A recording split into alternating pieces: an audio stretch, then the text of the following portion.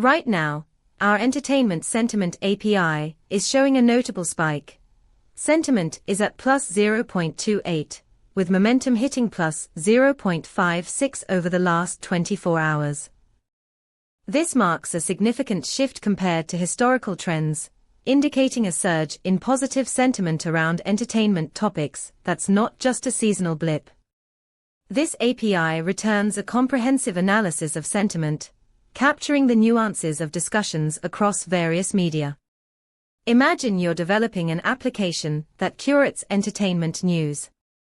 You could leverage this data to highlight trending topics or adjust content recommendations in real time based on the current sentiment, enhancing user engagement.